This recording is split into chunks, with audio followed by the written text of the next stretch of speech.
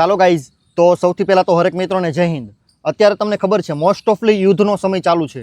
Stock માર્કેટની અંદર સારામાં સારી બાઇંગ ઓપોર્ચ્યુનિટી ચાલુ છે। એક પ્રકારે તો તમને સૌથી પહેલાં તો સસ્તો શેર કોઈ દી મળશે નહીં। જે કંપનીના ફંડામેન્ટલ અથવા તો ધંધો મજબૂત છે ને એ કંપનીનો શેર તમને ઝટ દઈને સસ્તો નહીં મળે। તમારે શેર બજારમાં સારામાં સારી અને ફંડામેન્ટલી મજબૂત કંપની જોતી હોય ને તો તમારે આવા સમયની વાટ જોવી પડે કે ભાઈ સ્ટોક માર્કેટ કોઈ પણ કારણોસર એટલીસ્ટ ક્રેશ થાય, સારામાં સારો કડાકો બોલે ને ત્યારે તમને આવી કંપનીઓ સસ્તા ભાવે જોવા મળે।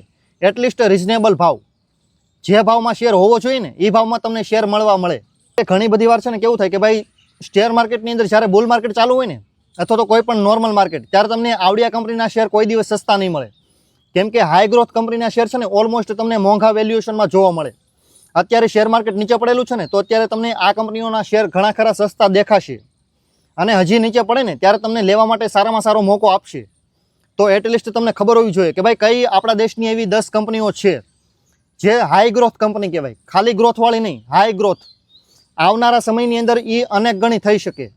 અગર 1 લાખ કરોડનું માર્કેટ કેપ છે ને તો આવનારા સમયની અંદર 5 લાખ અથવા તો 10 લાખ કરોડના માર્કેટ કેપ સુધી પહોંચી શકે।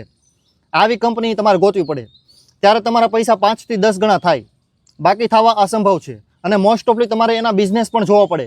એનો બિઝનેસ ઈ લેવલે પાછો મજબૂત અને ઈ લેવલે પાછો સિક્યોર પણ હોવો જોઈએ। ખાલી હાઈ ગ્રોથ કંપનીનું કોઈ વેલ્યુ નથી। હાઈ ગ્રોથ કંપની મતલબ કે એવું નથી કે ભાઈ ગમે એટલું રિસ્ક લઈ લો ગ્રોથ થઈ જ જશે। રિસ્ક પણ તમારે જોવું પડશે કે ભાઈ કેટલું, ક્યાં, શું કામ, કઈ કંપનીમાં એનું મેનેજમેન્ટ કોણ છે, એમાં રિસ્ક કેવું છે, ભવિષ્ય શું છે, બધું તમારે જોવું પડે। કેમ કે તમારા જો હાર્ડ એન્ડ મની, તમારી મહેનતની કમાણી લાગે ને તો તમારે એ વસ્તુ પણ ચેક કરવી પડે કે ભાઈ મારા પૈસા હું કઈ કંપનીમાં કેટલા રૂપિયા નાખું છું અને જેટલા રૂપિયા નાખું છું એટલા રૂપિયા હું ડૂબાડવા માટે તૈયાર છું કે નહીં। તમારે સ્ટોક માર્કેટની અંદર તમારા પૈસા છે ને ડાયવર્સિફાઈડ કરીને પૈસા ઇન્વેસ્ટમેન્ટ કરવાના હોય। ખાલી 1-2 કંપનીમાં નહીં, ઓલમોસ્ટ તમારે 7 થી 10 કંપનીમાં પૈસા રોકવાના અને બધી કંપનીની અંદર ઓલમોસ્ટ સરખી રીતે પૈસા રોકવાના। એક જગ્યાએ તમે 90% રોકો ને એક જગ્યાએ તમે 1%ની અંદર 9 કંપની લ્યો તો આ રીતે નહીં। બધી કંપનીમાં એટલીસ્ટ 20-20% નાખો ને તો પણ ચાલે। આવી રીતે તમારે પોર્ટફોલિયોને ડાયવર્સિફાઈડ કરવો પડે। અલગ સેક્ટરની અલગ કંપનીઓ, અલગ ફંડામેન્ટલ અને અલગ મજબૂત કંપની હોય ને આ રીતે અલગ અલગ બધું ગોતવાનું। એક સેક્ટરની 4-5 કંપની લઈ લો એ નહીં ચાલે। અત્યારે ભારત દેશની ટોપ 10 હાઈ ગ્રોથ કંપનીઓ કઈ કઈ છે ને એના માત્ર ખાલી નામ આપું છું, જસ્ટ ફોર એજ્યુકેશન પર્પઝ માટે। કોઈ પણ પ્રકારની બાય સેલ હોલ્ડ રેકમેન્ડેશન નથી કે ભાઈ તમે આ શેર ખરીદો, એટલા સમય માટે ખરીદો, એટલા રૂપિયા બની જશે। આ બધું તમારા ઉપર ડિપેન્ડ કરે। અગર કાલે ઉઠીને 20% શેર પડી જાય અને તમે વેચી નાખો તો આ વસ્તુ શક્ય નથી। આ રીતે તમારા પૈસા બને નહીં ભાઈ। અને તમે એમ કહો કે ભાઈ તમે કીધું તો પૈસા બની જશે, તો આ રીતે ન બને ભાઈ। તમારી અંદર ખામી હોય એ તમારે ભોગવવી પડે। તો હું ખાલી તમને નામ એજ્યુકેશન પર્પઝ માટે, શીખવા માટે, જાણકારી માટે આપું છું, બાય સેલ હોલ્ડ માટે નહીં। રેકમેન્ડેશન અથવા તો કોઈ પણ પ્રકારની ટિપ્સ નથી, ઓકે। તો સૌથી પહેલી company BEL, Bharat electronics limited. ઇન્ડિયાના ડિફેન્સ સેક્ટર માટે સારામાં સારી કંપની અને ઇન્ડિયા માટે સૌથી વધારે જરૂરી કંપની હોય ને તો આ company BEL, Bharat electronics limited. આ કંપનીનું માર્કેટ કેપ ઓલમોસ્ટ લાખ કરોડમાં છે, લાર્જ કેપ કંપની છે। હાલમાં અત્યારે ઇન્ડિયાનું ડિફેન્સ સેક્ટર છે ને ઓલમોસ્ટ 4થા થી 5મા નંબર ઉપર છે। અગર એ બીજાના 3જા નંબર જશે ને તો પણ આ કંપની ઓલમોસ્ટ 10 ગણી થશે। હજી લાખ કરોડની છે, 10 લાખ કરોડ સુધી આરામથી જશે કંપની। પરંતુ તમારે ઈ લેવલનો સમય દેવો પડશે અને ઈ લેવલની તમારે ઇન્ફોર્મેશન અપડેટ લેતી રહેવી પડે।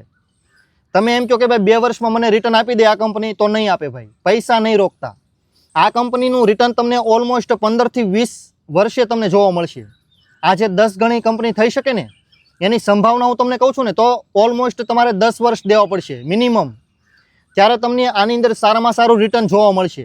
ઓલમોસ્ટ લાર્જ કેપ કંપની છે ને એટલા માટે તમે શોર્ટ ટર્મમાં રિટર્ન નહીં ધારતા કે એટલીસ્ટ તમારે 10 વર્ષ દેવા પડશે, ત્યારે તમને સારામાં સારું રિટર્ન જોવા મળશે।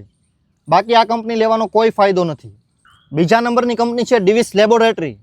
આ કંપની પણ ઓલમોસ્ટ 1 લાખ કરોડ ઉપરની કંપની છે।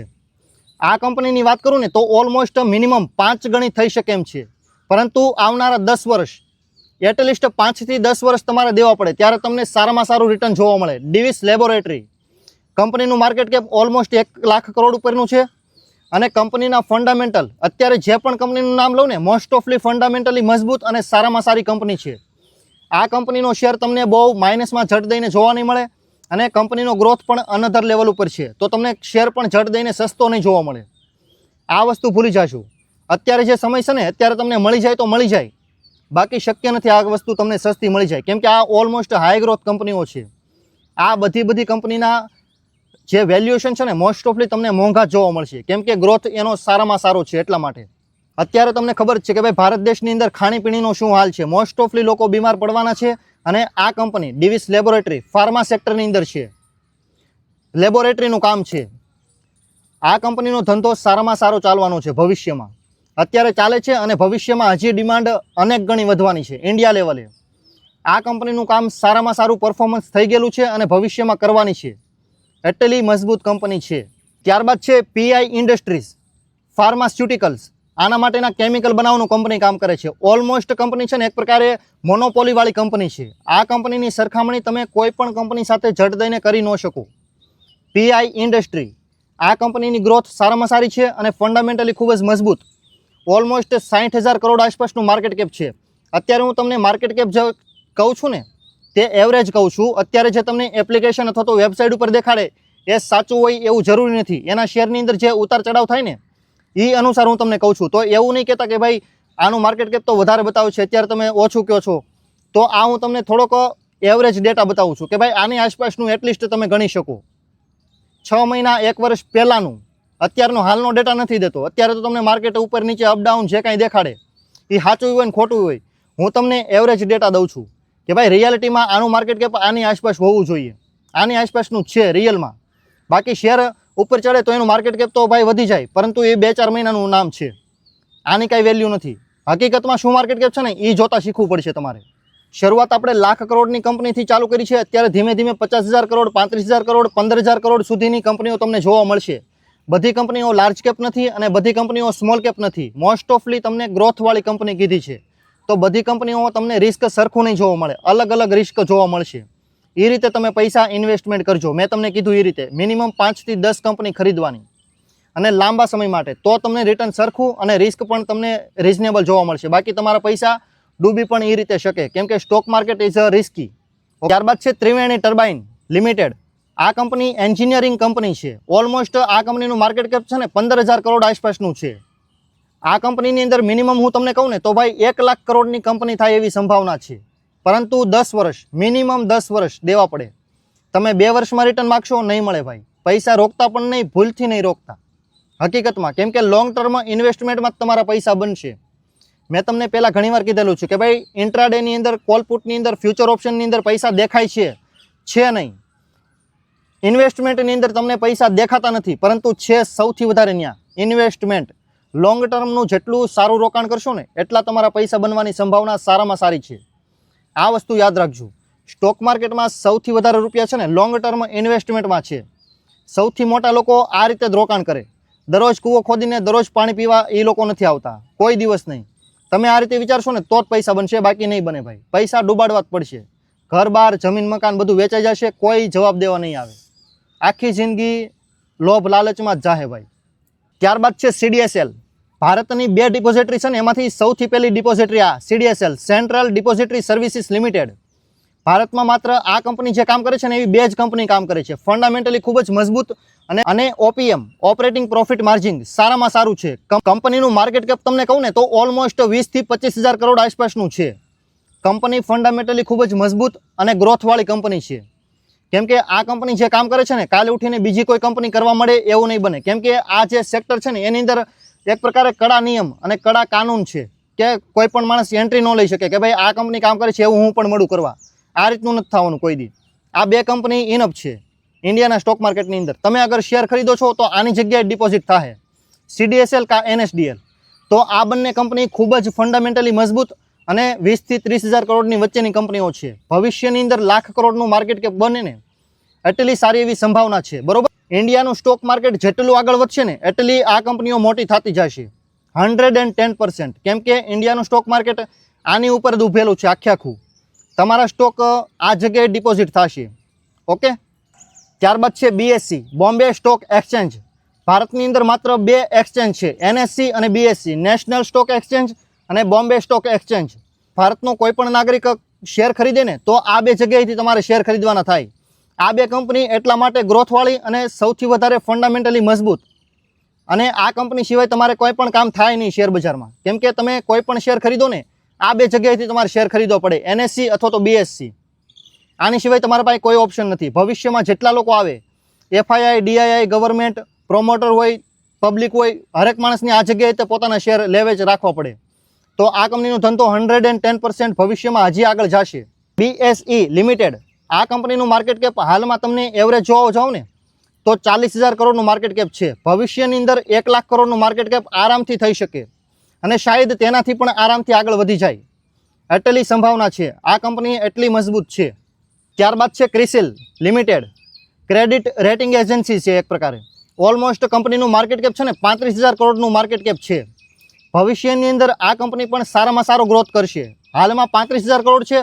ઓલમોસ્ટ તમે કંપનીનો શેર તમે ડબલ થાય ને એ રીતે તમે જોઈ શકો. પરંતુ કોઈ પણ પ્રકારની ટિપ્સ નથી. આ વસ્તુ ભૂલતા નહીં કે ભાઈ 101% થઈ જ જશે, 2 વર્ષમાં થશે, આ રીતનું નથી કહેતો.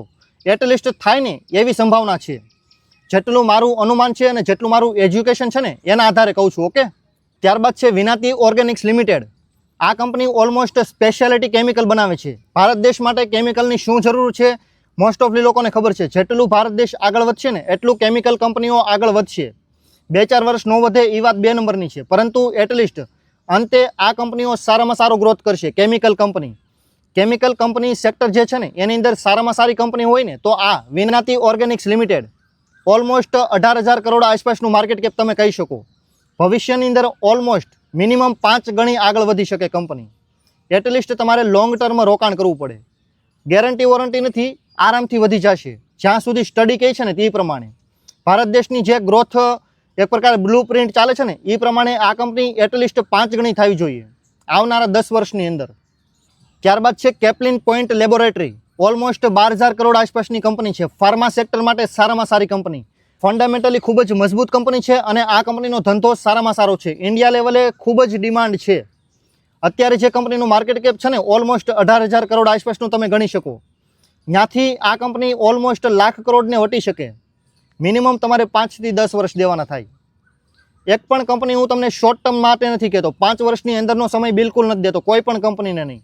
મિનિમમ તમારે 5 થી 10 વર્ષ કંપનીને દેવો પડે સમય, ત્યારે તમને સારામાં સારું રિટર્ન બનાવીને આપે. ઉતાવળે આંબા નહીં પાકે. ઓકે. ત્યારબાદ છે techno electric engineering company. Almost power infrastructure માટેની કંપની છે. કંપનીનું માર્કેટ કેપ ઓલમોસ્ટ તમે 9,000 કરોડ આસપાસનું જોઈ શકો. આવનારા સમયની અંદર મિનિમમ આ કંપનીનું માર્કેટ કેપ છે ને 50,000 કરોડને પાર જઈ શકે. મિનિમમ 5 વર્ષ દેવાના. ઓલમોસ્ટ અત્યારે મેં તમને જેટલી પણ કંપનીના નામ લીધા ને માત્ર તમારી જાણકારી માટે દીધા છે. તમે આ કંપનીને સ્ટડી કરી શકો. જો ન ફાવે તો તમે મને કોમેન્ટમાં કહી દેજો. હું તમને મોસ્ટ ઓફલી તેના ફંડામેન્ટલ કહી દઈ. કંપની કેટલું કામ કર્યું છે, જે કરે છે અને જે કરવાનું છે ને એના વિશે. અત્યારે મેં તમને જેટલી પણ કંપની કીધી ને એની અંદર લેણું ઓલમોસ્ટ નોર્મલ અથવા તો ના બરાબર છે. કંપનીમાં ગ્રોથ સારામાં સારો છે અને ફંડામેન્ટલી મજબૂત છે. આમાંથી કોઈ પણ કંપની વિશે પર્ટિક્યુલરલી તમે કોઈ પણ પર્સનલ કંપનીને ટાર્ગેટ કરવા માગો ને કે ભાઈ આ કંપની વિશે માહિતી આપો તો મને જાણ કરી દેજો. હું તમને એનું ફંડામેન્ટલ એનાલિસિસ આપી દઈશ. તો thank you so much for watching this videos and good bye.